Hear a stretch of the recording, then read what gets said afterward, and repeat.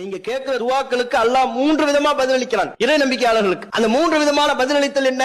ஒன்று, அவர் கேட்பதையே தருவான், என்ன கேட்கிறோமோ அதையே தருவான், அது பதிலளித்தல். இரண்டாவது முறை ஒன்று இருக்கிறது அல்லாஹ்வுடைய பதிலளித்தலில், அவர் எதை கேட்கிறாரோ அது அல்லாத இன்னொன்றை அல்லாஹ் அவருக்கு தருவான். அவர் ஒன்னு நன்மை விளங்கி கேட்பாரு, ஆனா அல்லாஹ் தான் அவருக்கு எது நன்மை என்பதை அல்லாஹ் தான் பரிபூர்ணமா அறிந்தவனாக இருக்கிறான். அவர் கேட்டதை கொடுக்காம இன்னொன்னு அல்லாஹ் கொடுப்பான். மூன்றாவது முறை கேட்டதையும் அல்லாஹ் கொடுத்திருக்க மாட்டான், அவர் கேட்டது அல்லாத இன்னொன்றையும் கூட அல்லாஹ் அவருக்கு கொடுத்திருக்க மாட்டான். நபிகள் நாயகம் ஸல்லல்லாஹு அலைஹி வஸல்லம் அவர்கள் சொல்கிறார்கள், அவருடைய பிரார்த்தனையை அல்லாஹ் மறுமையில சேமிப்பா வைப்பான். மறுமை நாள்ல மூமின்கள் செல்வார்கள், சுவனத்திற்குள் நுழைகின்ற பொழுது ஏராளமான பரிசு மலைகளை அல்லாஹ் குவித்து வைத்திருப்பான். அமல்களுக்குரிய கூலிகளாக அங்கே அவருக்கு சொல்லப்படும், இந்தாப்பா இதெல்லாம் உனக்குரியதுதான் அப்படின்னு அல்லாஹ் அந்த அடியாருக்கு கொடுப்பானோ. அப்ப அந்த அடியார் கேட்பாங்க, இறைவா இவ்வளவு பரிசுகளை பெறக்கூடிய வகையில நான் எதையுமே செய்யலையே, நான் எந்த செயலை செய்ததற்காக இவ்வளவு வெகுமதிகள் இவ்வளவு பரிசுகள் மலை போல் குவிக்கப்பட்டிருக்கிறது? அந்த அடியாருக்கு பதில் சொல்லப்படும், இது எல்லாமே உன்னுடைய பிரார்த்தனை, உன்னுடைய எந்த பிரார்த்தனையும் வீண் போகல.